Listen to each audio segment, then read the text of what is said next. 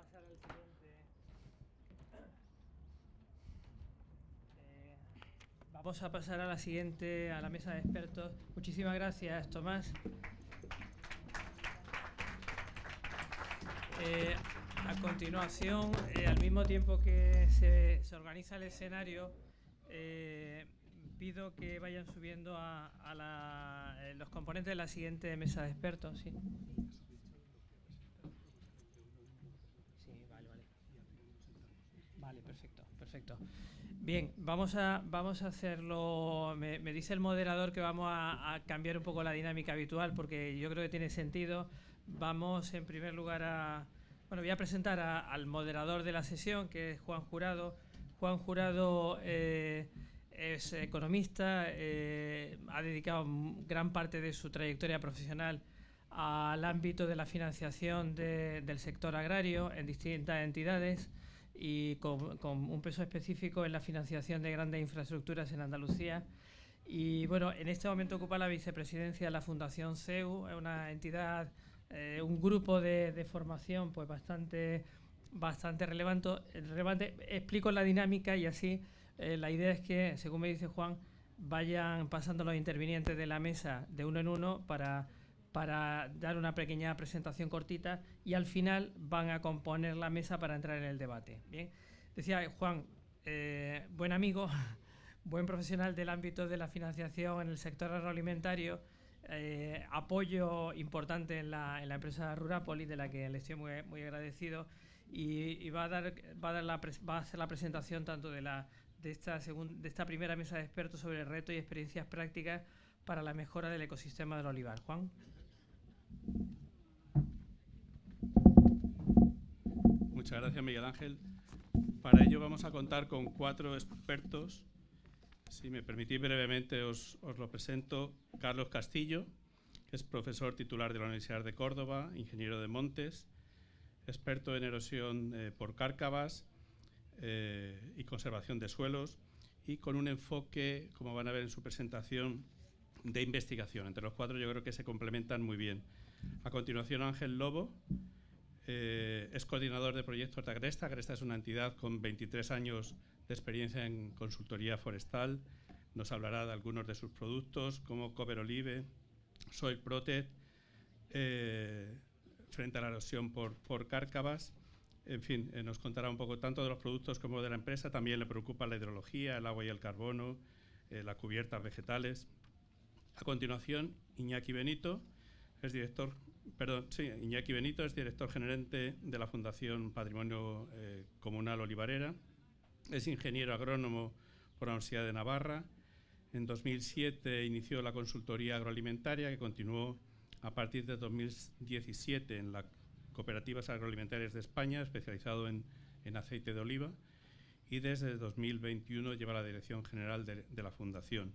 Su enfoque, como verán también, es de difusión, de divulgación, por lo tanto muy complementario con la investigación, como es el caso de Carmen María Flores, que es investigadora en el área de Ingeniería Hidráulica de la Universidad de Córdoba desde el 2018. Es muy joven, pero ya tiene muchísima experiencia. Se formó como ingeniera agrónoma en ETSIAN, en la Escuela Técnica Superior de Ingeniería Agrónoma y de Montes de la Universidad de Córdoba y especialista en uso de las TIC en sistemas de gestión. Muchas gracias. Esta es la alergia olivarera, ¿no? Muchas gracias. Les decía, uso de las TIC en sistemas de gestión de riego de precisión. Entonces, lo que vamos a hacer, y por eso no queríamos ponernos, para que en nuestras cabezas no les molesten la presentación, de uno en uno van a hacer una presentación de unos 10 minutos que están preparadas. Entonces, si eres tan amable, Carlos, subes y haces la primera. Muchas gracias.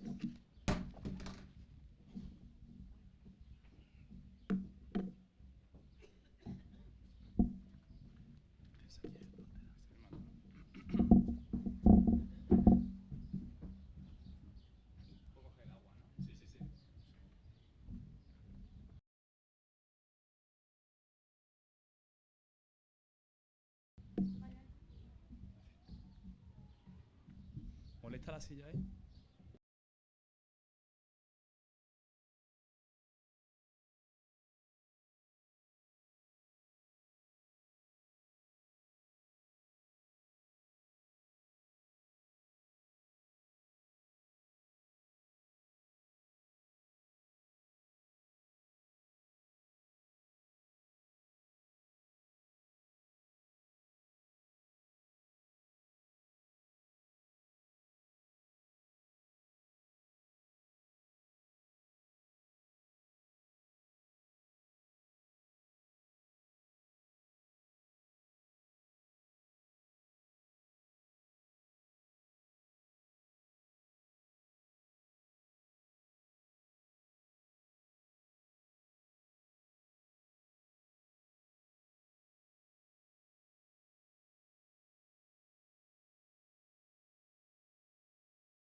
¿Se oye? Sí, se oye.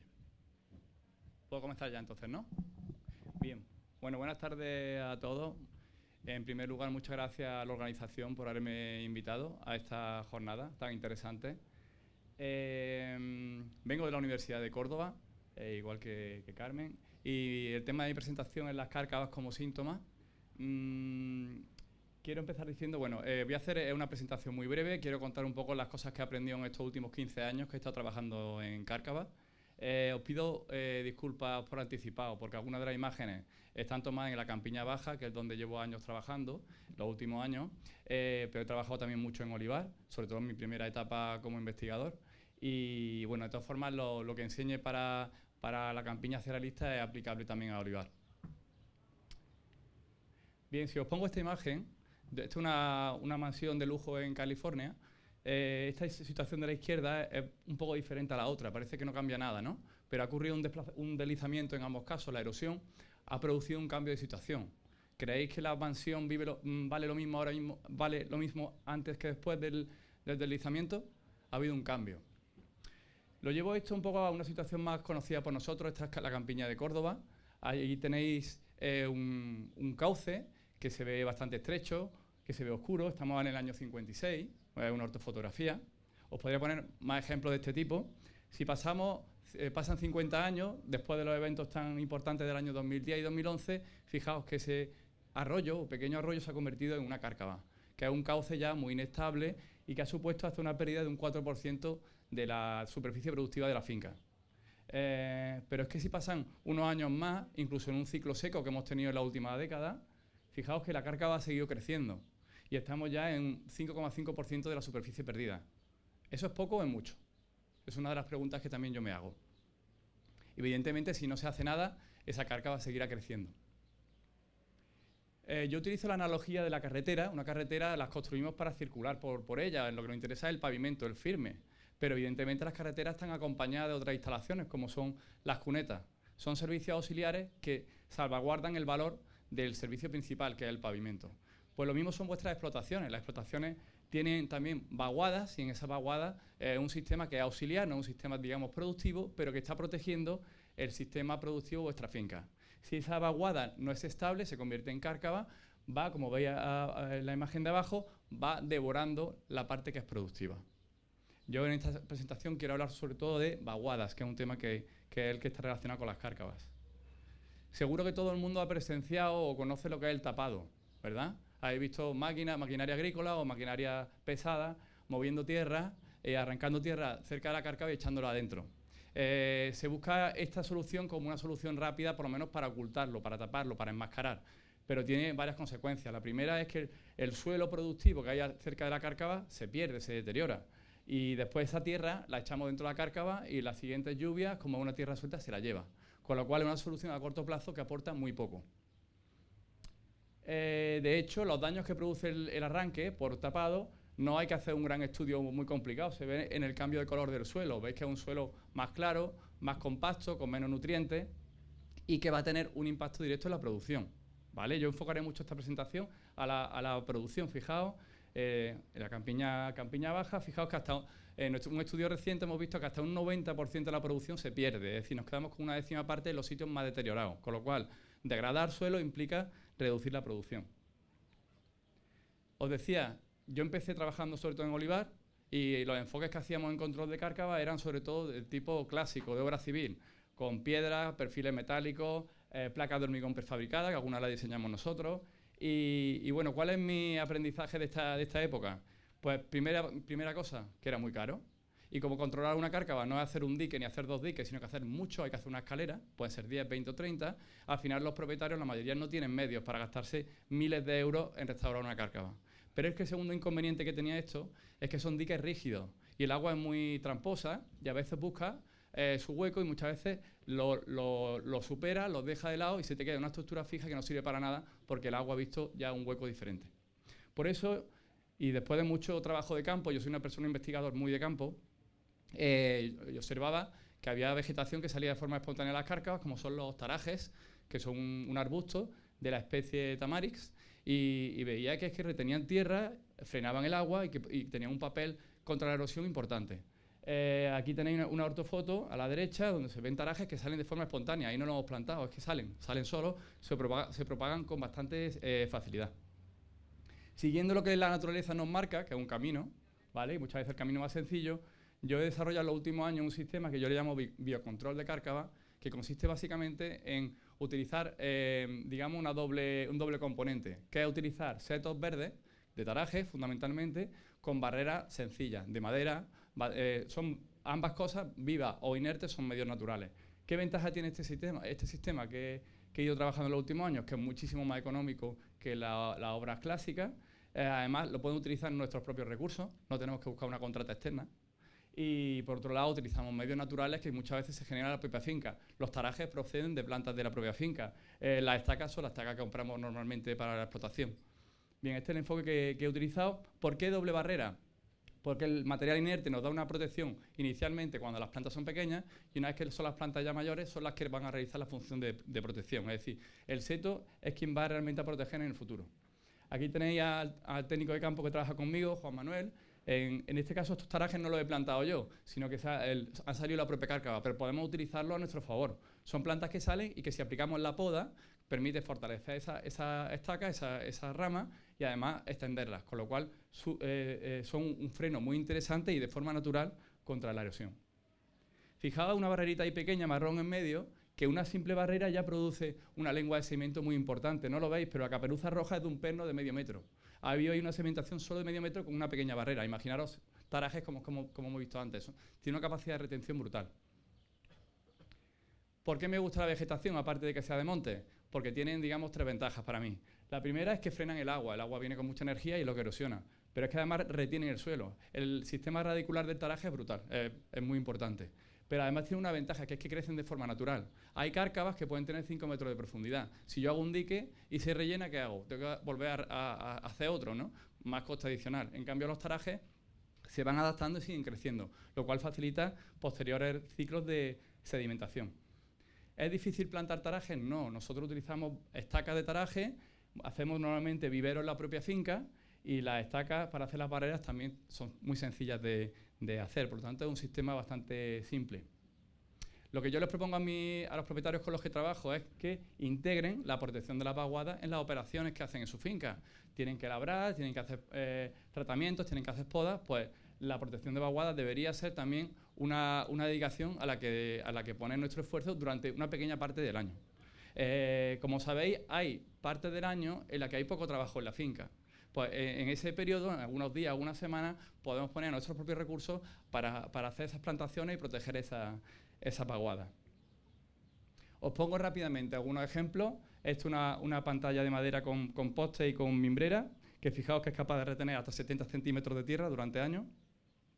Aquí tenéis otro modelo que hemos utilizado aún más sencillo, unas cuantas estacas entrecruzadas y con alambre, y que permiten proteger a los plantones de taraje que estáis viendo ahí. Esa instalación la pusimos con riego por goteo para facilitar también el trabajo de mantenimiento, y 2 años después, fijaos los tarajes en verde claro cómo se han desarrollado en solo 2 años. Es decir, tiene una capacidad de crecimiento muy importante. Otro modelo que hemos ensayado son pacas de paja. Me gusta menos en el sentido de que la paja no es tan barata ya, y segundo, que en un par de años se suelen deshacer. Pero bueno, ese par de años nos da una protección a esos plantones iniciales que puede ser interesante. He hablado sobre todo de producción, porque creo que pensaba que habría mucho agricultor aquí y creo que es lo que más le interese, pero también podemos hablar de medio ambiente. Ha hablado Tomás sobre eso, de desarrollo sostenible es combinar producción social y también medio ambiente. Estamos creando arterias verdes, que en la campiña de Córdoba no es fácil de encontrar, ¿vale? Y hay una cámara, por ejemplo, nocturna que pusimos en la carga, pues se puede ver aves como lechuzas, etcétera. Es decir, que tiene un papel ambiental, paisajístico, etcétera, muy importante.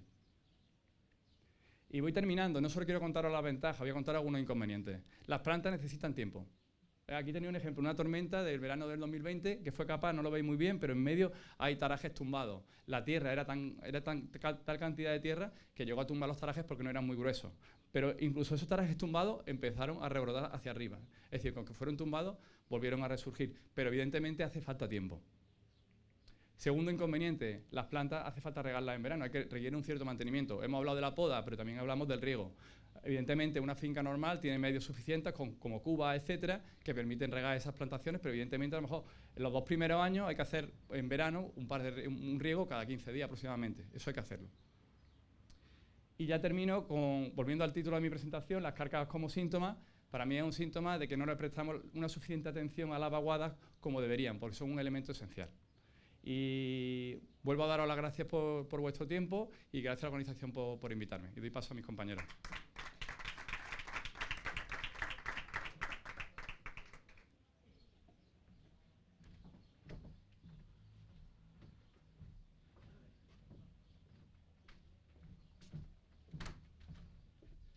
Muchas gracias, Carlos. Y ahora, Carmen, si eres tan amable, ¿te ayuda a subir? Oh.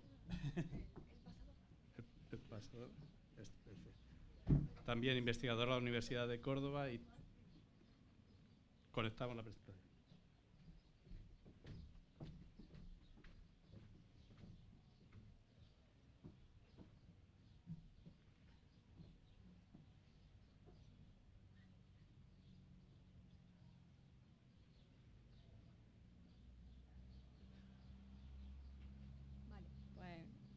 Comienzo ya.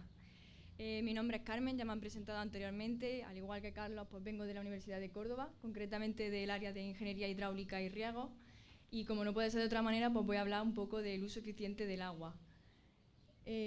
Siempre, para empezar mis ponencias, me gusta un poco dar algunos datos para poner en contexto el por qué es tan importante un uso eficiente y una buena gestión del agua. En primer lugar, decir que actualmente somos unos 8.000 millones de personas en el planeta, pero se prevé que para el año 2050 la población mundial pueda alcanzar los casi 10.000 millones de habitantes. Esto va a tener unas consecuencias. Evidentemente, esto irá ligado a un incremento de la demanda de alimentos que se prevé que aumente hasta un 60% para el año 2050. Ese incremento de la demanda de alimentos irá ligada a una mayor demanda de agua de riego, demanda de agua a nivel global, que se espera que aumente entre un 20 y 30%, y todo esto en un contexto de escasez, donde cada vez es más frecuente encontrar fenómenos como la reducción de la precipitación entre el 15 y el 20% que se esperan para el año 2050, un aumento de la torrencialidad, un incremento del 20% de la demanda de agua de riego, mayor duración de las campañas de riego y también un aumento de hasta el 10% de la demanda de agua punta para riego. Y además toda esta intensificación que va a tener que sufrir la agricultura para hacer frente a todos estos desafíos va a ir ligada a ciertos fenómenos también como la degradación de los recursos, cada vez son más frecuentes fenómenos como la salinización, sobreexplotación o contaminación de acuíferos, y también el aumento de las emisiones de gases de efecto invernadero. Y además toda esta situación se ve agravada para los agricultores porque ahora mismo estamos en un contexto de aumento de costes de explotación debido al incremento del precio de la luz, de los insumos, de los combustibles, etcétera. Por esto mismo, en nuestro departamento, pues, algunas de nuestras líneas de investigación se centran en el uso de energías renovables, también en el uso de aguas regeneradas para riego y en el riego de precisión. De hecho, tenemos distintos proyectos sobre riego de precisión. Actualmente tenemos uno que es el grupo operativo TIC4Bio, que es del que voy a hablar más en esta ponencia, ya que creo que encaja bastante con la temática de esta mesa. Este grupo operativo surge como iniciativa del sector ecológico, que es un sector especialmente concienciado con la sostenibilidad y con la producción y con la sostenibilidad y con el uso eficiente de los recursos. Surge este grupo operativo en el que hay distintas entidades participantes y cuyo objetivo al final el objetivo de este grupo operativo es desarrollar una herramienta TIC, una aplicación que permita hacer un uso más eficiente del agua, tanto en la parte de cultivo, es decir, del cultivo del olivar, como de la almazara, y también mejorar el manejo de la biodiversidad en la finca agrícola. La finca piloto que se ha elegido para este proyecto es la finca Cortijo el Puerto, que se encuentra en el término municipal de Lora del Río. Tiene una superficie de 80 hectáreas de olivar en seto, con marcos de unos 50 por 5 y unos 50 por 7. Tiene esta producción media que aparece aquí es la de los últimos 3 años, que han sido 3 años bastante malos, entonces también es una producción bastante baja. Se abastece de agua de la comunidad de regantes del Genil Margen Izquierda y, como he comentado, uno de los objetivos del proyecto es hacer un uso eficiente del agua de la parte de la almazara, por tanto, la finca cuenta con su propia almazara y esa almazara pues cuenta con equipos de medición de agua, con contadores en todos los equipos de la línea de molturación. Además, como otro de los objetivos que comentaba era la optimización del agua en la parte del cultivo, lo que se ha hecho en la finca fue instalar distintos dispositivos para monitorizar el uso del agua. Creo que no funciona, no se ve. Bueno, aquello de allí que se ve en aquella imagen más a la izquierda es un contador, es una sonda con un contador de riego, y lo que se hicieron fue instalar sondas de humedad a distintas profundidades, a 2 profundidades, y esas sondas lo que hacen es informar sobre cuál es el contenido real de humedad en el suelo y, por tanto, sobre cuál es la disponibilidad que tiene en cada momento la planta de agua de ese suelo. De forma muy conceptual aparece en esta imagen cuáles serían los 3 grandes módulos que va a tener la herramienta que se está desarrollando. Tenemos por un lado el módulo de riego, el módulo de huella de agua y el módulo de biodiversidad. El módulo de riego, pues bueno, su objetivo es la implementación de un sistema de riego de precisión en la finca. El objetivo de un riego de precisión es poder determinar de forma precisa cuándo y cuánto se tiene que regar. Para ello, ese módulo se nutre de información de distintas fuentes. Por un lado, datos introducidos por el propio usuario, que tiene que introducir información pues, para caracterizar su explotación, su finca, información referente pues, al cultivo, al suelo, marcos de plantación, caracterizar cómo es la red de riego, dotación de agua disponible para la campaña. También se nutre de información climática, tanto datos históricos que se toman de las redes de estaciones agroclimáticas de la Junta de Andalucía, como predicciones que se toman de AEMET, y también se alimenta de información de los propios sensores que hay instalados en la finca y que comentaba anteriormente. Toda esa información sirve al final para nutrir un algoritmo que va haciendo una serie de cálculos que al final lo que le proporcionan al agricultor es una recomendación de riego para los próximos 7 días, en la que lo que el usuario o el agricultor ve es el tiempo de riego que tiene que aplicar en esos próximos 7 días. Pasando al módulo de huella de agua, para el que no conozca este concepto, pues básicamente es un indicador que nos dice qué cantidad de agua es necesaria para producir un determinado producto, es decir, que en el caso del aceite de oliva estaríamos hablando de los litros que son necesarios para producir 1 litro de aceite, y lógicamente pues tiene en cuenta tanto el agua que se utiliza en la parte industrial, en la almazara, como en la fase de campo, por el cultivo. Y en la parte de campo pues es importante también, ahí aparece agua azul y agua verde. El agua azul es el agua de riego, y el agua verde sería el agua de lluvia, que es también una aportación que llega al cultivo y que sirve para cubrir una parte importante de las necesidades de agua de las plantas. Y por último tenemos el módulo de biodiversidad. El objetivo de este módulo al final es calcular unos índices de biodiversidad muy básicos para obtener una idea de cuál es el estado de biodiversidad animal y vegetal de las fincas. Y lo que hace este módulo tiene una especie de guía interactiva con un protocolo que, dependiendo del tipo de vegetación o de zona que estamos muestreando, pues nos dice cómo debemos de realizar los muestreos. Realizamos unos muestreos y con esa información la aplicación hará luego después esos cálculos de biodiversidad. Esto sería una vista preliminar de cómo está quedando la herramienta que se está desarrollando. Sería la parte del módulo de riego de precisión. Al final, como he comentado, pues la información que se proporciona al agricultor es para los próximos 7 días el tiempo de riego que debe de aplicar. De hecho, al final de esta pantalla también aparece otra información muy interesante para los regantes, que es la fracción de dotación usada y la restante, y así como el número de días de riego. Esa información es también muy interesante, ya que una de las cosas que hace el propio modelo, el propio algoritmo, la aplicación que se está desarrollando, es que como el usuario al principio introduce cuál es la dotación de riego que tiene para la campaña, todas las recomendaciones que se dan lo que tratan es de fijar o de asegurar que la dotación que se use en la campaña se ajusta a esa dotación disponible. Pasando al módulo de huella de agua, pues bueno, como comentaba, estaría la parte de la unidad productiva, que es el conjunto de la parte del almazara y del cultivo, en la que se nos dice el agua azul y agua verde que se ha usado para producir cada litro de aceite. El agua verde corresponde al agua de lluvia y el agua azul, agua de riego o el agua que se utiliza en la almazara. Y, por ejemplo, en la parte de la almazara aparecería también como una especie de desglose de cuál es el consumo, el porcentaje de consumo de agua de cada una de los equipos de la línea de molturación, lo que puede ser también interesante para detectar puntos críticos en el uso de agua en el proceso de molturación.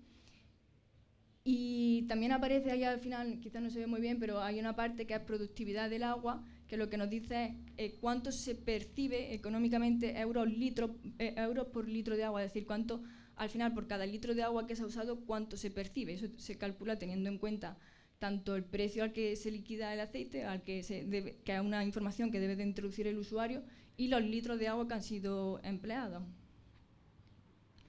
Y ya por último, el módulo de biodiversidad, pues como comentaba, al final el objetivo de este módulo es dar una visión, una primera aproximación de cuál es el estado de biodiversidad de la finca, y da información sobre biodiversidad de vegetación y animal, vertebrado e invertebrado. También va a contar este módulo con un último punto, que es el que pone ahí a mejorar la biodiversidad, que lo que hará ese módulo tendrá una serie de propuestas o batería de propuestas, actuaciones, para intentar mejorar el manejo de biodiversidad en las fincas agrícolas.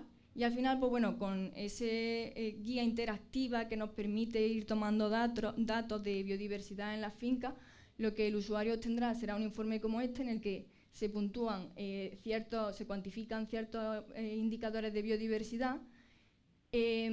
La mayoría, bueno, salvo el primero, la mayoría, cuanto mayor es el valor o más próximo a 1, pues mayor es el grado de biodiversidad. Lógicamente, cuando estemos en una situación de monocultivo, sin cubierta vegetal y demás, estaremos en valores muy cercanos a 0.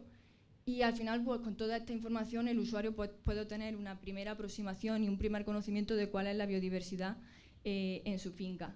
Y por último, ya simplemente decir que aparte de estos 3 principales módulos, la aplicación pues tiene otra serie de aplicaciones y de usos, y otros pequeños submódulos, por ejemplo este de evolución, que al final lo que va a permitir es que si el usuario va haciendo uso de la aplicación, de las recomendaciones que se siguen, que se proporcionan tanto para riego como para biodiversidad, al final él mismo, en la misma aplicación, podrá tener una comprobación de cuál es la evolución de todos los indicadores que va calculando la herramienta.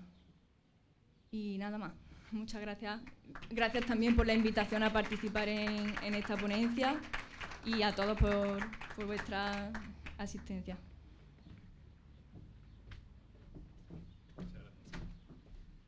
Muchas gracias, Carmen. Realmente interesante, y ahora te vamos a pedir que profundices y te vamos a preguntar algunas cosas más. Y a continuación, Ángel Lobo, coordinador de Agresta, para que nos haga su presentación también, y después continuaremos en la charla. Adelante.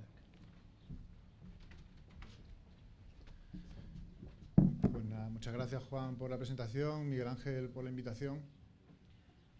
Y bueno, voy a intentar resumir todo lo posible, porque ayer preparando la presentación me vine un poco arriba metiendo diapositivas con las cosas que quería contaros, y bueno, vamos a intentar sintetizar un poco. ¿Dónde está? Aquí.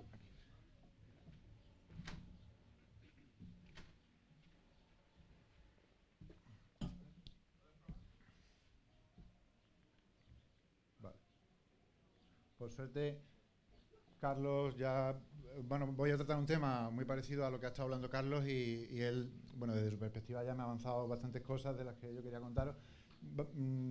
Rápidamente os presento a Agresta, es la empresa de la que yo vengo, es una cooperativa del sector forestal, somos una consultora que llevamos más de 20 años trabajando y últimamente mucho más centrados en temas de innovación. Bueno, os quiero hablar principalmente de 2 proyectos que hemos desarrollado en los últimos años en el ámbito agrícola, y que pensamos que las soluciones que os traemos desde esta perspectiva más forestal o de medio ambiente pueden ser también interesantes para vosotros. Bueno, primero quería hablaros un poco de los tipos de erosión, pero vamos a pasar rápidamente. Ahí podéis ver diferentes tipos de cárcavas. Esta imagen es del mismo sitio. Ahí también se ven las calvas que se producen en la cubierta vegetal como consecuencia de esa pérdida de suelo, cómo se van borrando esas cárcavas efímeras con el paso de la maquinaria, de los tractores, cómo prácticamente vamos barriendo nuestras fincas hacia los arroyos con estas pequeñas lluvias cada vez más intensas. Se va perdiendo grandes cantidades de suelo, son toneladas las que se estiman, y bueno, pues se producen estas cárcavas que ya es cuando el agricultor realmente identifica que tiene un problema, ¿no? Cuando ya se visibiliza de forma tan evidente, ¿no? que tenemos un problema de pérdida de suelo. Hemos visto pérdidas por erosión laminal, erosión por cárcavas, y este ya sería el caso más extremo, que serían movimientos en masa, que ya es una cosa totalmente diferente. O sea, ahí ya, de alguna forma, esta foto es de este año, en el plazo de un mes, cómo se va perdiendo. Aquí ya se producen deslizamientos, como podéis ver ahí, por ejemplo. O sea, ya los movimientos de la tierra ya van por encima de los flujos de agua que hay en la red de drenaje, ¿no? Es otra cosa ya de otra magnitud, digamos. Y todo esto afecta al final no solamente al agricultor con unas pérdidas de suelo fértil, sino también pues a la sociedad en su conjunto, y en el ámbito que estamos aquí, pues a las infraestructuras hidráulicas que utilizamos para, por ejemplo, el regadío. Y tiene un coste muy elevado para la sociedad. Este es el embalse de Cordovilla, que muchos conoceréis, que está entre las provincias de Córdoba y Sevilla, que se colmató hace ya años, y bueno, y ahora mismo hay unos problemas muy importantes para poder conseguir canalizar el agua hacia por el canal de, creo que es Genil Cabra, y bueno, todo esto al final sí que hay que enmarcarlo en un problema a escala hidrológica, o sea, desde el punto de vista hidrológico, a escala de cuenca. O sea, no podemos pensar en tener soluciones a los problemas. Aquí estamos en el valle, estamos en una zona llana, baja, pero tenemos que entender que lo que pasa en la cabecera de la cuenca nos influye a nosotros. O sea, no somos independientes. Toda la cuenca del Guadalquivir está interconectada. Entonces, lo que comentaba antes Carlos de un síntoma de un problema es así. Realmente el síntoma es la cárcava, pero el problema es cómo estamos manejando las cubiertas vegetales en toda la cuenca. Aquí veis un poco cómo esos problemas de erosión, según el Inventario Nacional de Erosión de Suelos, pues son especialmente intensos en la cuenca del Guadalquivir, la Axarquía, Costa de Granada, principalmente asociados a cultivos leñosos, el olivar. Y bueno, sí que os quería traer aquí esta diapositiva que un poco resume la contraposición de los procesos de desertificación frente a osificación, que es lo que a lo mejor ahora también se entiende por regeneración del suelo, ¿no? Y cómo influye en esos procesos el balance de infiltración y de escorrentía que tenemos en nuestras fincas.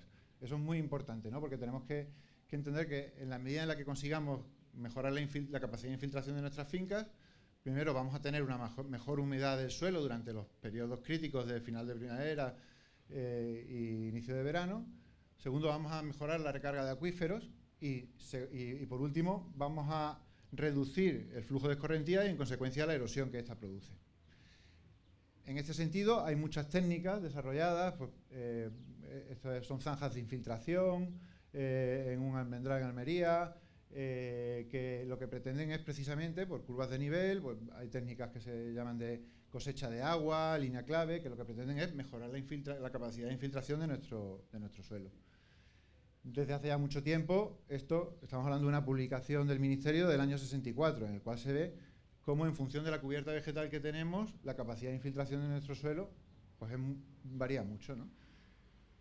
Y principalmente yo quería hablar de eso, de las cubiertas vegetales y de la corrección de cárcavas. Las cubiertas vegetales va a depender mucho de varios factores de cómo sea esa cubierta vegetal, la capacidad de infiltración que tengamos. No es lo mismo que tengamos una cubierta como la de la imagen de la derecha a favor de pendiente, en la que se va a generar incluso aumentar esa escorrentía, o que tengamos una cubierta, por ejemplo, también en contra de pendiente, pero con un paso preferente de la maquinaria, donde también se van a producir procesos de escorrentía.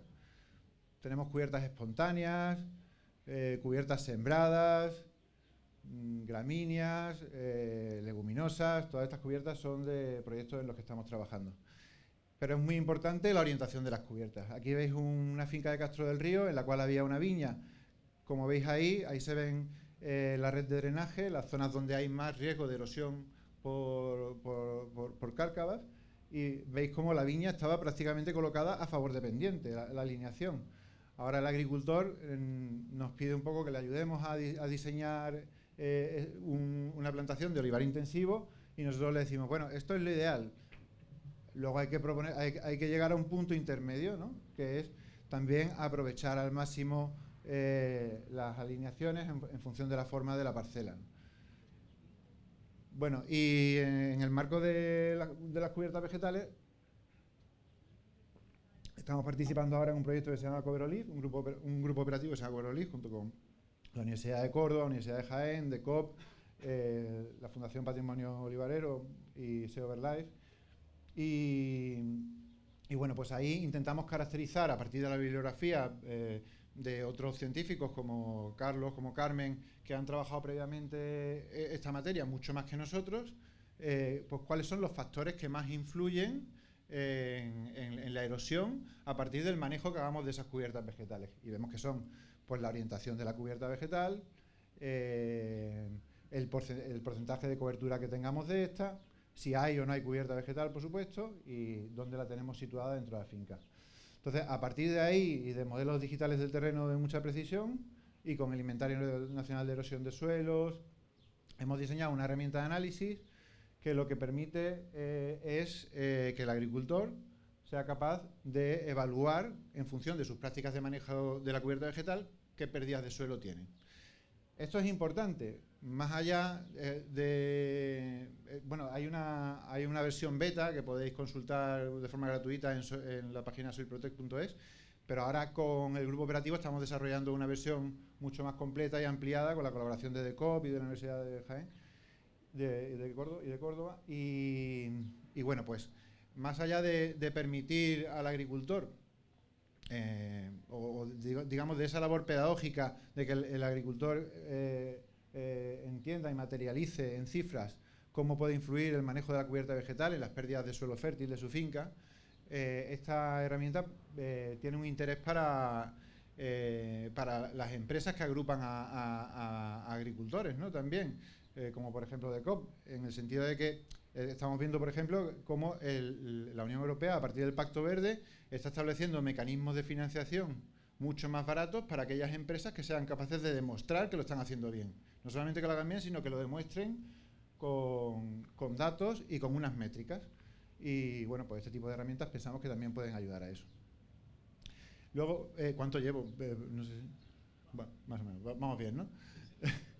Bueno, pues vemos que estas cárcavas, pasando ya a la parte de restauración de cárcavas, vemos que estas cárcavas realmente se producen ya en condiciones cada vez más extremas. Estamos hablando de, esta es una cárcava en la que hemos trabajado, luego os enseñaré cómo ha quedado la corrección, en la Rambla, con una cuenca vertiente de 4 hectáreas con 17 y una pendiente de 11.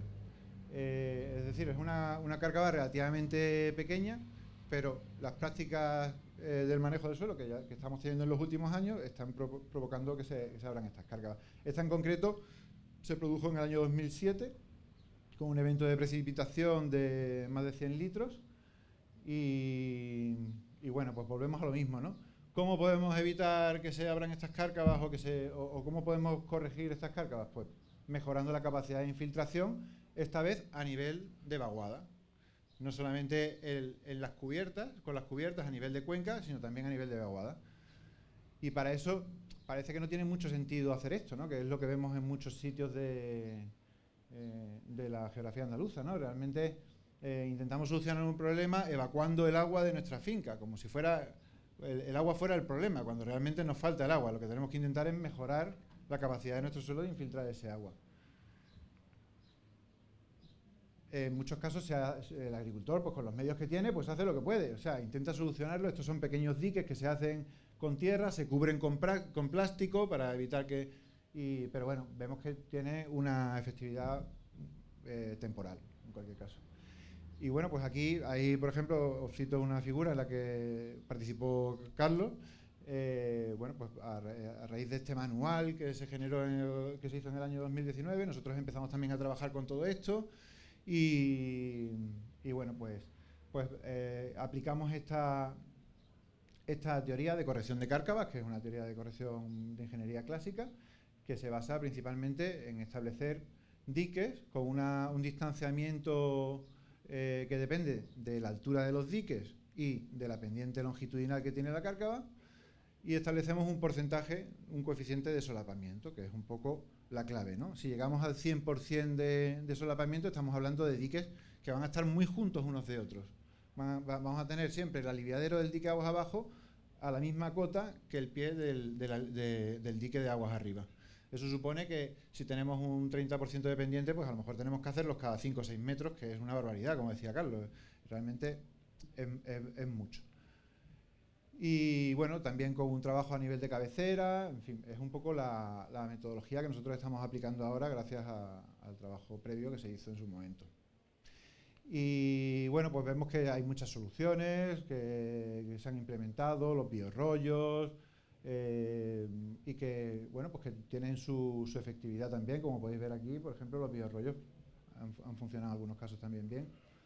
Y llegados a este punto, nosotros entramos en un proyecto de compra pública innovadora promovido por la Universidad de Córdoba y la Interprofesional del Aceite de Oliva en el año 2019, y se nos plantean una serie de retos tecnológicos, entre los que está el desarrollo de el diseño de un elemento modular prefabricado para la construcción de este tipo de diques.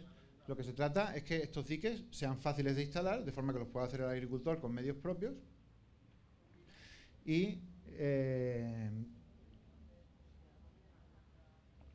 que de esa forma pues se facilite su implantación, no solamente la construcción, sino el transporte de los materiales a la cárcava. Y bueno, pues a partir de ahí, en colaboración con, como os digo, con la Universidad de Córdoba y con una empresa de Alcalá Real que se llama Vialca, que se dedica a hacer prefabricados de hormigón, pues desarrollamos esta patente, ¿no? este diseño que patentamos en su momento y que ahora desde 2021 estamos comercializando. Entonces os voy a poner un pequeño vídeo y os voy contando... Ah, ¿el vídeo no funciona? Han dejado el becario ahí, me parece. ¿El vídeo no funciona o qué? Ahí va. Muchas gracias. Bueno, este vídeo lo grabé el Jueves Santo después de un evento de precipitación de 25 litros en 12 horas.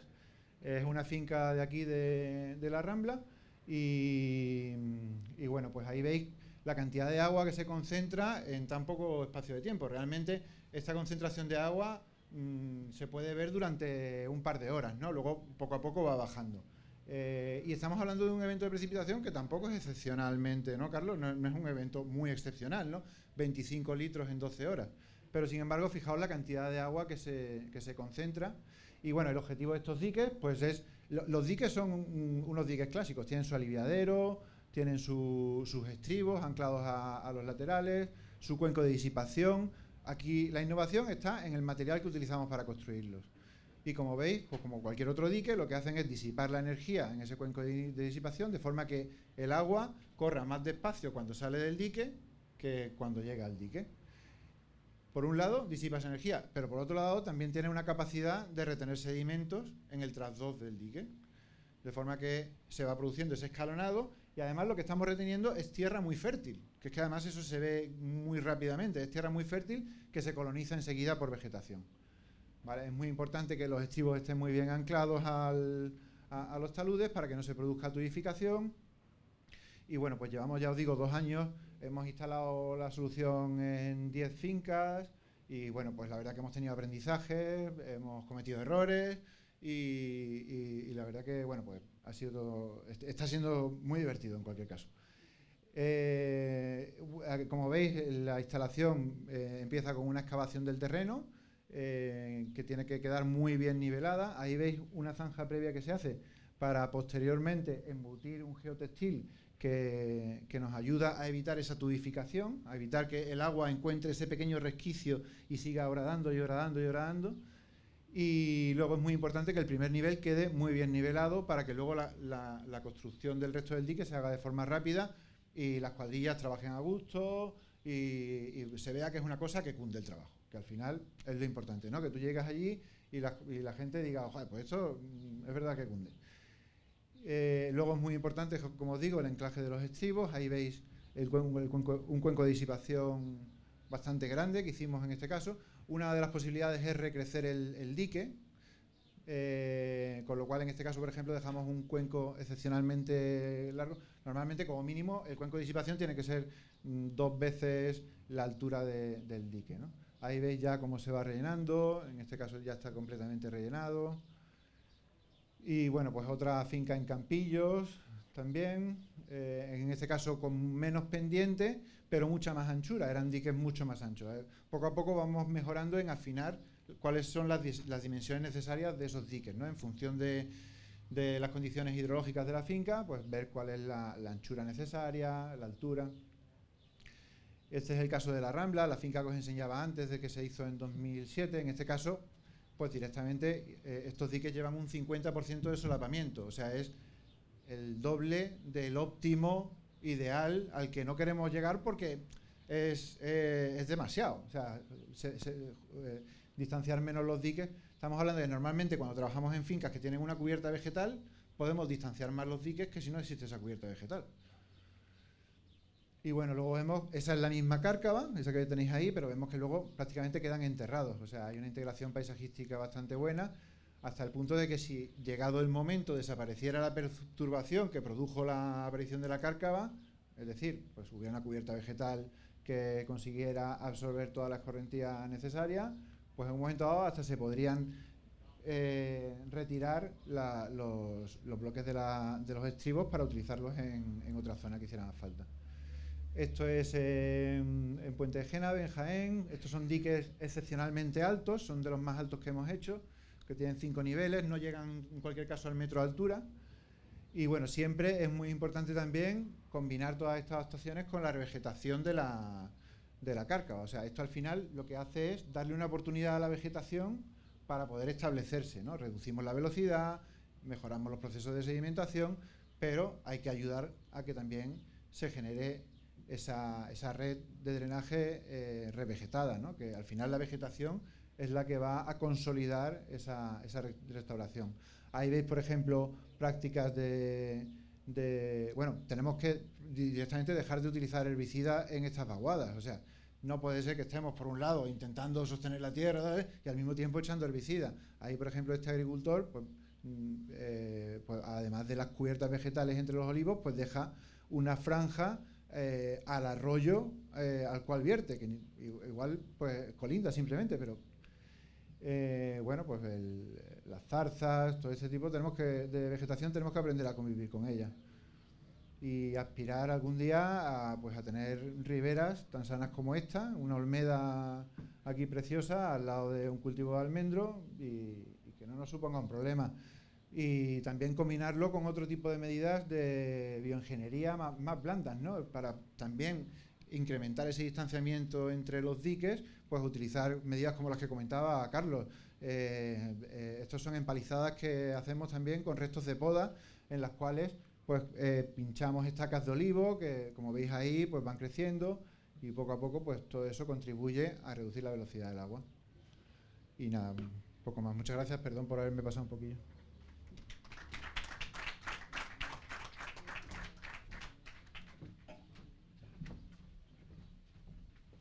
Muchas gracias, Ángel. Ha sido realmente interesante. Te perdonamos por eso. Y a continuación, Iñaki Benito, director general de la Fundación Patrimonio Comunal Olivarero, con su presentación. Muchas gracias.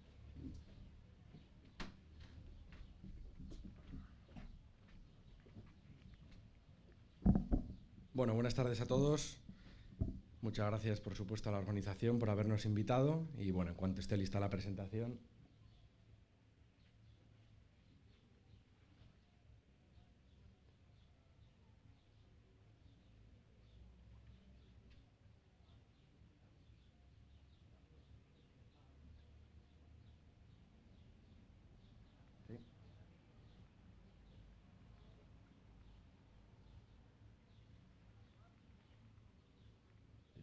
Estoy yendo al final.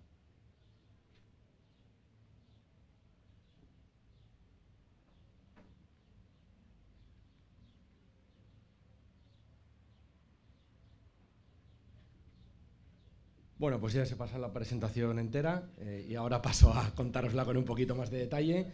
Bien, este es un poco el índice que quería seguir y en primer lugar pues me gusta siempre poner en contexto, aunque muchos de vosotros nos conocéis, pues quién es la Fundación Patrimonio Comunal Olivarero. Después pasaría un poco a describir pues grandes cifras, ¿no?, de cuál es la importancia desde el punto de vista socioeconómico y medioambiental de nuestro sector, del sector oleícola. Y luego después, bueno, pues voy a hacer pues, una pequeña descripción de cuál es el papel de la Fundación en este sentido, ¿no? Bien, como os decía, pues ¿quiénes somos, no? Pues somos una entidad privada, sin ánimo de lucro, somos una fundación y bueno, pues tenemos un carácter, pues yo creo, bastante especial o singular, ¿no? ¿Por qué? Porque bueno, es un foro en el que están representados pues tanto los productores con sus organizaciones agrarias, como la parte transformadora con las cooperativas o las almazaras industriales, la parte de los envasadores y exportadores con sus asociaciones representativas.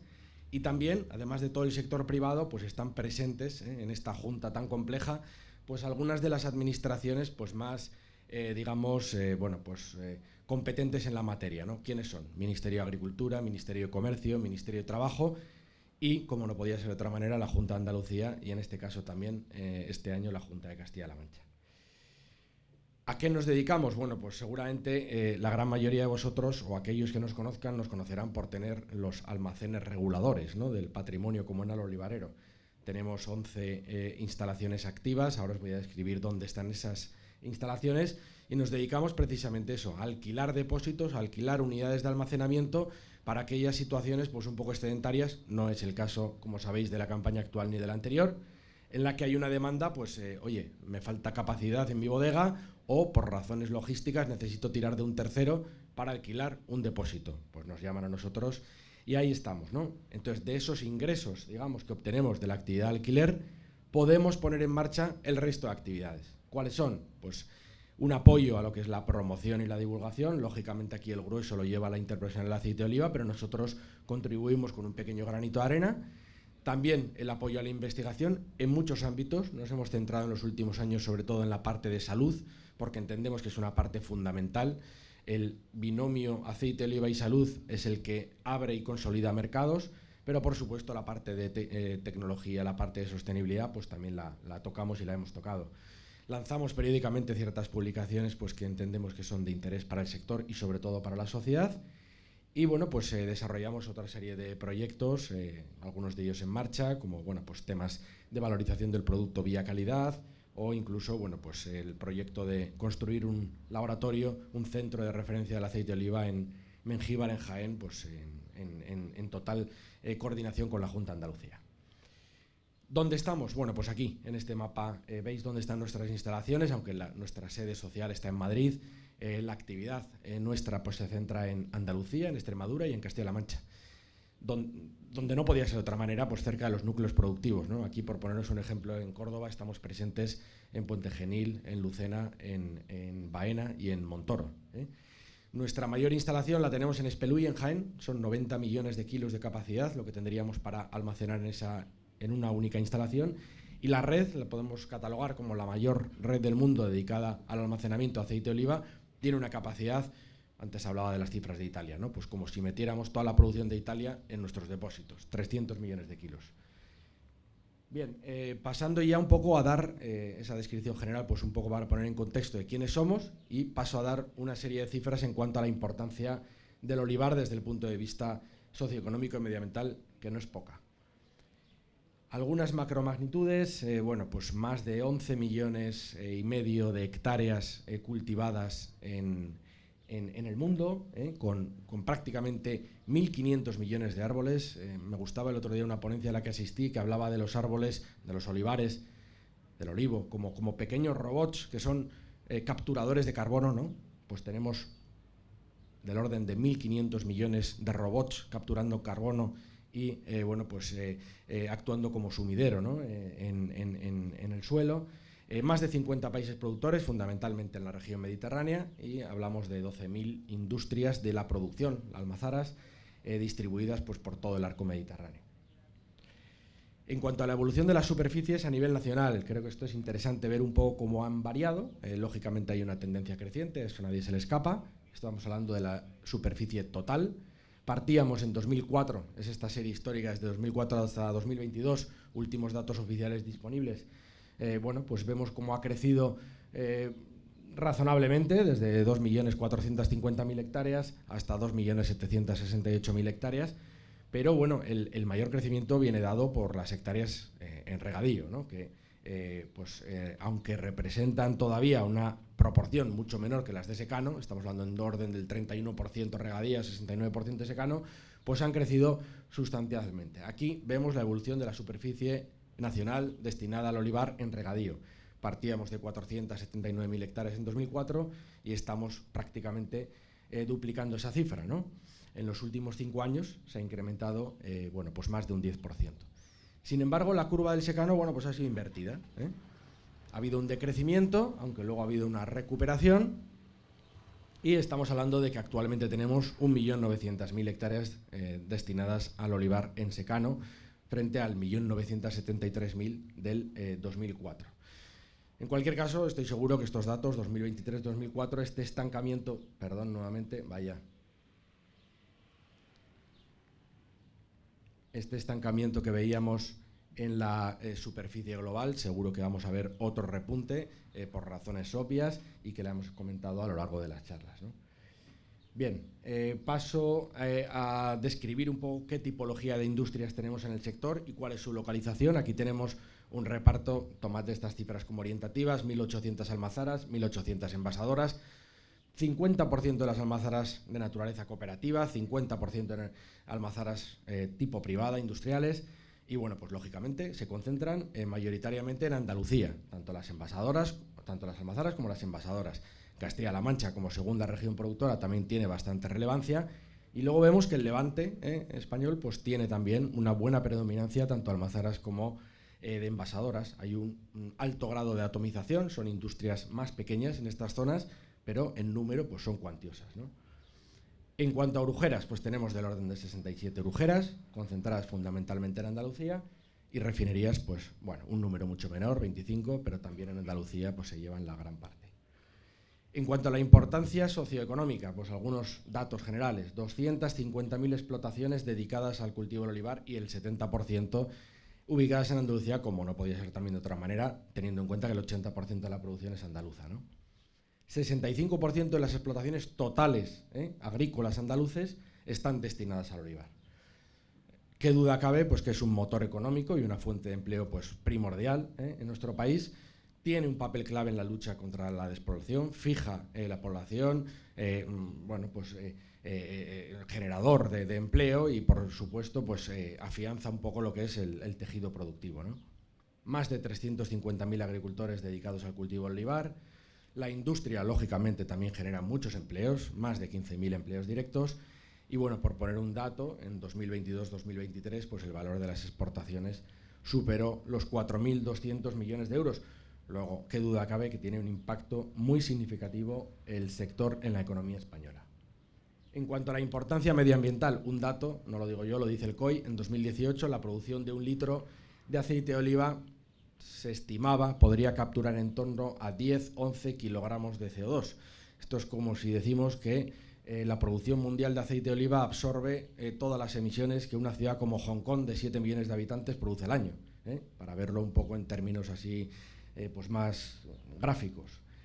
Tiene, lógicamente, el cultivo un papel clave en la lucha contra el cambio climático, no cabe duda, es un bosque, y bueno, pues como gran fijador de carbono, pues lógicamente pues, ejerce un papel fundamental, y eso se debe de valorizar no solo por parte del sector, sino por parte de las administraciones.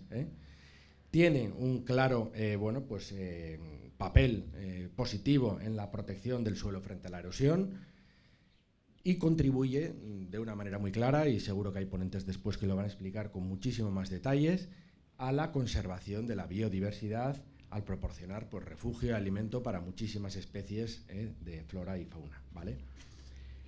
En cuanto a la dedicación del cultivo a la producción ecológica, pues la verdad que estamos viendo, yo creo, una revolución también muy positiva. Ya son más de 260.000 hectáreas las destinadas a la producción ecológica, esos son datos oficiales del 2022, y eso quiere decir que el 10% de la superficie ecológica a nivel nacional la ocupa el olivar. Luego, bueno, pues por ahí también la verdad que es un dato muy interesante de cómo cuida el sector o cómo realiza prácticas encaminadas a cuidar el medio ambiente. En cuanto al papel de la Fundación, bueno, pues en este gráfico, en esta ilustración, pues quería yo plasmar pues un poco que nuestro papel fundamentalmente es de acompañamiento, es de empuje, de apoyo al sector, a las iniciativas privadas, en fin, a estar ahí en todos aquellos proyectos en los que conlleven pues una mejora medioambiental o bueno, pues sean propuestas de interés para alcanzar pues los objetivos que nos marcan no solamente la normativa comunitaria, sino también, y eso es importante, la propia sociedad, ¿no? Un ejemplo de ello es el proyecto Cover Olive. Hemos participado en proyectos anteriormente vinculados con la sostenibilidad y bueno, simplemente quería dar unas pinceladas aquí de este proyecto que bueno, pues Ángel ya lo ha descrito a la perfección, no me voy a parar mucho, pero bueno, básicamente su objetivo es bueno, pues el conjugar una herramienta digital que te consiga pues radiografiar pues las explotaciones para bueno, pues implementar la solución en forma de cubierta vegetal más idónea para cada explotación, ¿no? Entonces, bueno, pues aquí estamos todos estos socios que ya los ha descrito y que conviene bueno, pues recordarlo, DECOP, CIA3, la Universidad de Córdoba, la Universidad de Jaén, SEO-Verlife, Agresta, Fundación Patrimonio Comunal Olivarero, en el papel un poco de divulgación y Cantueso SITS, ¿vale? Y bueno, pues es un proyecto desarrollado íntegramente en Andalucía y como digo, bueno, pues ¿qué persigue? Pues a través de estas cubiertas vegetales mejorar la estructura del suelo, mejorar la disponibilidad, reducir la evapotranspiración, mejorar la disponibilidad de nutrientes.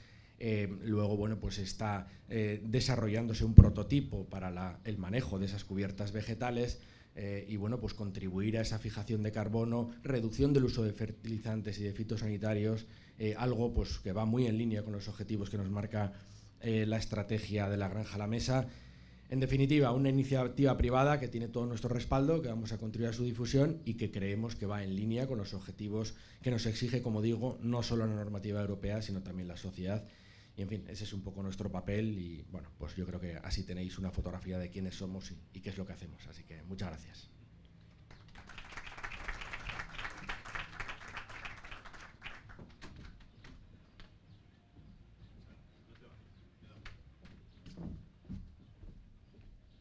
Muchas gracias, Iñaki. Ahora sí, subir los cuatro.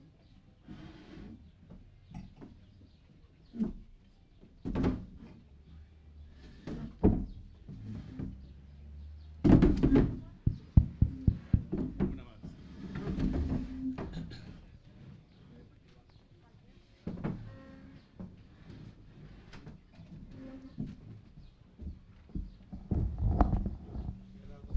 Vale. Pues muchas gracias a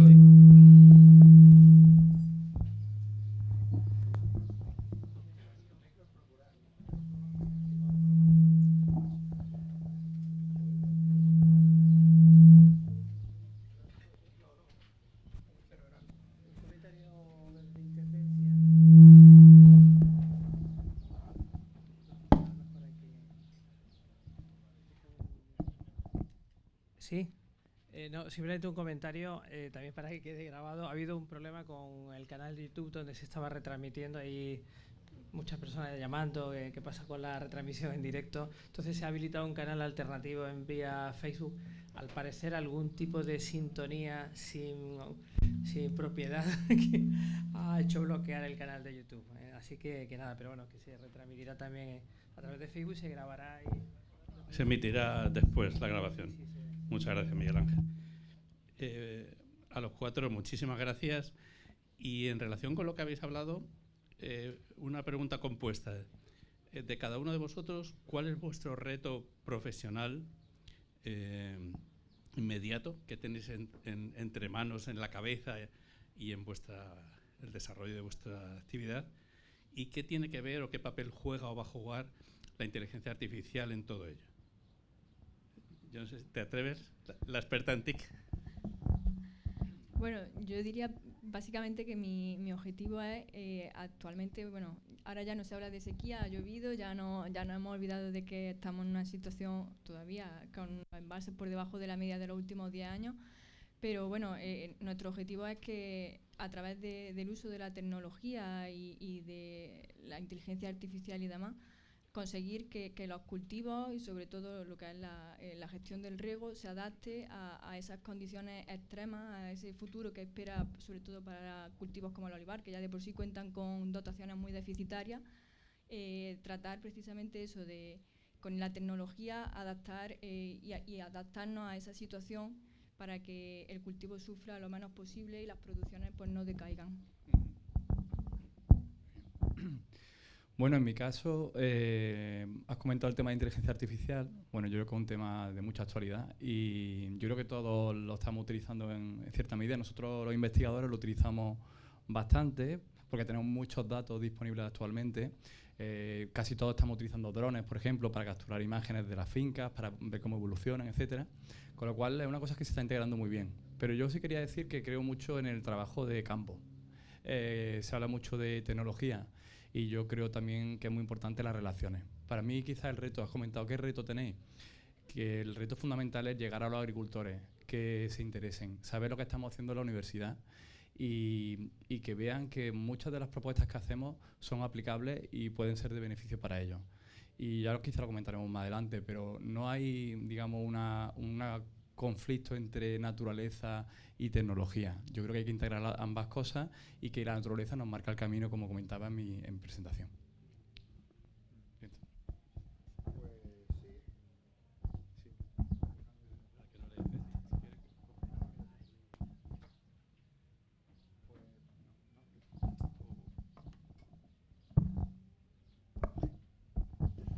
Bueno, para mí es que son dos cosas diferentes, ¿no? El reto tecnológico, la vinculación... Bueno, a ver, el reto profesional, el reto personalmente profesional es que digamos que se popularicen este tipo de prácticas de gestión de la erosión en las fincas, ¿no? De mejora de la capacidad de infiltración de las fincas y a mí personalmente me parece que es una asignatura pendiente. Creo que es un tema que no sabemos dimensionar debidamente la magnitud. Es un problema que no sabemos dimensionar la magnitud que tiene y bueno, pues creo que es un reto interesante y para el futuro. En cuanto a la inteligencia artificial, sí que, bueno, pues os puedo comentar que una de las cosas que estamos intentando, bueno, que hemos hecho, que está presente además en esa versión beta y que queremos desarrollar en el futuro, es a partir de la tecnología LIDAR, que es básicamente lo que te permite es tener modelos digitales del terreno de mucha precisión, ahora mismo incluso con 1 metro de resolución, pero a partir de esa tecnología pues ser capaces de identificar a nivel regional la localización de las cárcavas, y para eso utilizamos técnicas de Machine Learning, que son inteligencia artificial, y pensamos que a partir de un inventario de lo que tenemos también podremos mejorar la capacidad para dimensionar el problema. Bueno, pues la verdad que para mí creo que en este ámbito el mayor reto es saber discernir entre lo que es humo y lo que es práctico, es eficiente, es aplicable, eso para empezar. Y luego, bueno, pues como patrimonio, pues yo creo que tenemos un reto por delante y es hacer llegar pues a la sociedad, al agricultor, pues ese conocimiento, esa información, esa transferencia tecnológica de una forma pues ágil, de una forma directa y bueno, pues que puedan realmente ser conocedores del trabajo que hay detrás y ya digo, primero, ante todo, pues discernir aquellas iniciativas pues que quizás son más efímeras de aquellas que son pues más prácticas y aplicables a la realidad.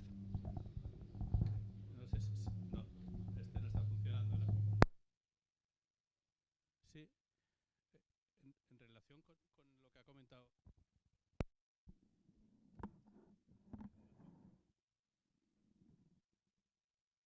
Sí, en relación, dáselo a ellos.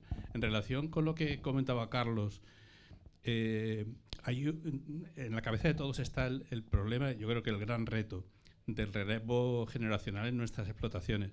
Me ha sorprendido, vosotros sois muy jóvenes y con un nivel profesional muy alto, los 60 profesionales de la cooperativa que has puesto en la imagen también son relativamente jóvenes, ¿qué nos haría? Y en este contexto de uso de la tecnología, sensores, utilización de imágenes, utilización de inteligencia artificial, ¿qué nos falta para que los jóvenes les resulte atractivo o en mayor número trabajar en el campo de esta manera y con estas nuevas tecnologías que no tienen nada que ver quizás con lo que ellos han visto en sus mayores padres o abuelos, ¿no? Si tienes el micrófono. Va.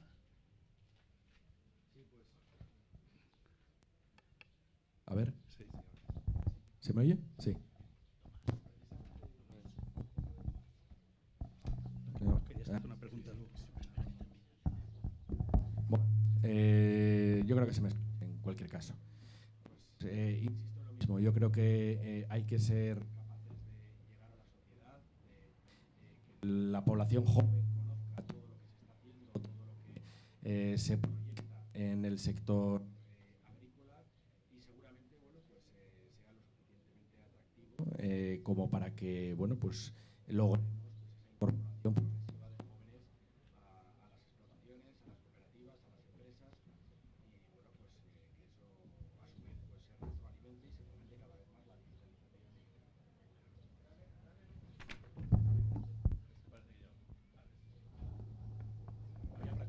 se fomente cada vez más la digitalización. A ver, no, este no funciona.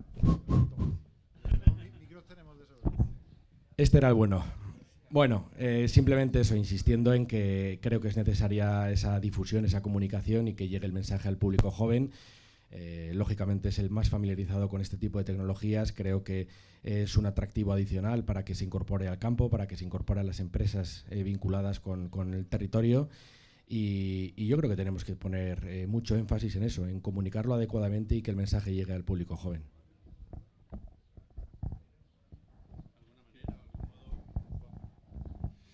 Bueno,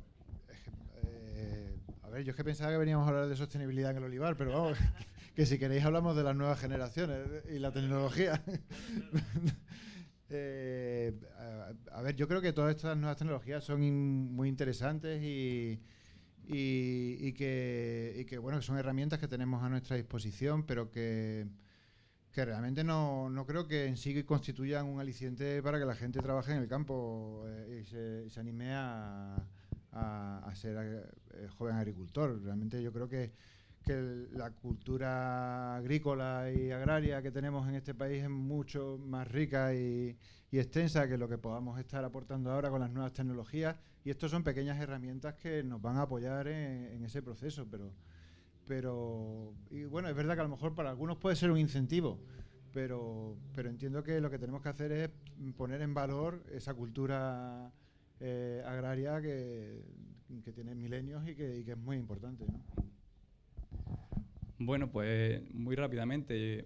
Por un lado yo diría que la tecnología sí que hace atractiva la vinculación con la agricultura. Yo sí creo que los agricultores, el utilizar la tecnología les hace sentirse importantes y que están conectados con el tiempo, y eso creo que está ayudando a gente más joven a meterse ahí o mantenerse cuando heredan a lo mejor las propiedades, etcétera. Pero por otro lado, por ejemplo, tengo propietarios con 60 años que me mandan vídeos de drones en fin de semana, que han volado, está lloviendo, cómo va la cárcava, la erosión que hay. Es decir, que hay gente ya con cierta edad que está súper, que se compran los drones y los utilizan ellos mismos. Y hay una tercera cosa que quería decir, que hablamos de las generaciones anteriores, y coincido con Ángel, como muy retrasadas, muy anticuadas, pero desde mi punto de vista hubo generaciones previas a nosotros que utilizaban o que manejaban las cárcavas mejor que hacemos ahora. Porque cuando se incorpora la maquinaria de forma ya extensiva en los años 50, años 60, yo creo que hay un olvido de una tradición que es importante, que las vaguadas son lugares vivos, lugares que hay que cuidar, y que yo creo que generaciones anteriores la tenían clara, y alguna generación ahí que quizás se lo perdió. Y por eso nos cuesta tanto a nosotros a veces encontrar propietarios que estén dispuestos a trabajar en esta línea, recuperar medio ambiente y que no está en confrontación con la producción. Bueno, yo creo que lo han dicho todos, pero es verdad que yo creo que la tecnología justamente está haciendo atractiva el relevo generacional para las nuevas generaciones que están entrando a formar parte del sector agrícola, pero para quizás lo que falta un poco es, relacionado con la ponencia que había al principio de Tomás, sí que es verdad que lo que se habla mucho de sostenibilidad, y hace no mucho leía un artículo que decía que el término de sostenibilidad, una parte que se olvida mucho es la sostenibilidad económica. Entonces, quizás lo que falta es un poco de garantía o de garantizar a esas personas que empiezan en el mundo de la agricultura que van a trabajar en un negocio rentable, que quizás es uno de los grandes problemas que tiene ahora mismo la agricultura. Era justo la pregunta que quería haceros. ¿Es incompatible la sostenibilidad ambiental con la viabilidad económica, con la sostenibilidad social? ¿O hay un nudo de unión y de resolución mutuo, ¿no? entre todos los componentes? Incluso la sostenibilidad tecnológica, ¿no? Yo creo que están totalmente ligados. Justamente en el proyecto que yo he estado presentando, pues, básicamente es justo lo que quiere, es dar una solución tecnológica, acercar, porque muchas veces es verdad que la gente que ahora mismo trabaja en el campo, gente más mayor, pues es un poco reticente y mira con cierto escepticismo el uso de la tecnología. Con los cuadernos de campo están hartos de decir que ellos son agricultores, que no son ingenieros ni son informáticos. Y sí que es verdad que creo que justamente con este proyecto por lo que intentamos es acercar todo lo que es la digitalización, la tecnología, la innovación, la investigación de forma sencilla a los agricultores. Y en proyectos justamente como este, pues se aboga mucho por... hay una primera parte de biodiversidad, me consta que se quiere trabajar y ampliar esta parte de biodiversidad en otro futuro proyecto. Entonces creo que está totalmente ligado a esa sostenibilidad, intentar ligar la sostenibilidad ambiental con económica, porque al final si el agricultor no ve un resultado económico de todo esto, pues nunca lo aplica. Y creo que está pues, totalmente ligado una cosa con la otra. Bueno, coincido con lo que dice Carmen, que son 3 factores, como has comentado, Juan. Es posible, sí es posible, pero es complejo, ¿eh? Porque tienes que jugar con 3 factores. Es más fácil optimizar un único factor que optimizar los 3. Entonces hay que hacer una especie de negociación, pero encuentras sinergias continuas entre la producción y el medio ambiente. Por lo tanto, yo creo que lo que tenemos que ver es la manera más inteligente de hacerlo, porque la naturaleza, como he comentado antes, marca el camino muchas veces que es el más sencillo. Y en la sencillez está la economía, y en la economía está el ahorro, y en el ahorro está también la rentabilidad. Entonces, bueno, creo que ahí está, pero hay que darle una vuelta y no es sencillo a veces. Sí, hombre, yo sobre todo creo que si pensamos en términos de eficiencia del uso del agua, siempre van a ir de la mano medio ambiente y sostenibilidad económica. O sea, si pensamos en imágenes como las que hemos visto antes, de vaguadas convertidas en cunetas hormigonadas, desde luego eso no es sostenible ambientalmente, pero tampoco va a hacer que la finca tenga unas mejores condiciones hidrológicas. Entonces yo creo que sí, que en ese sentido es totalmente compatible y viable, ¿no?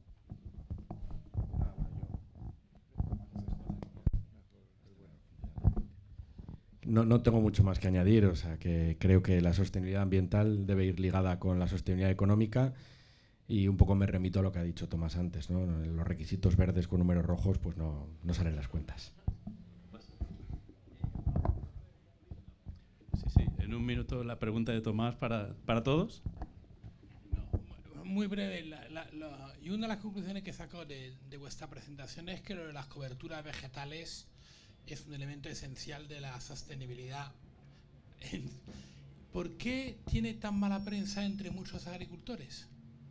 ¿Por qué esta resistencia a algo que vosotros nos presentáis como necesario? ¿Quién se atreve? Yo particularmente puedo contar una experiencia de... es verdad que muchas veces se asocia con que el olivar está casi abandonado, muchas veces en las cubiertas, una concepción totalmente errónea y que creo que es un poco cuestión de mentalidad y de tradición.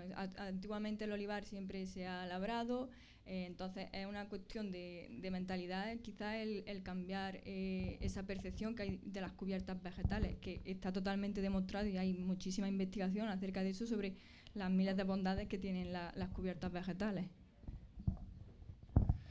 Bueno, yo creo que que los agricultores saben, por ejemplo, el problema que puede ser las malas hierbas. Las malas hierbas a veces es un dolor de cabeza. Yo tengo propietarios que le salen cañizos en la zona productiva y es complicado. Es decir, que manejar la vegetación no es sencillo. Por eso decía que encontrar ese equilibrio no es obvio.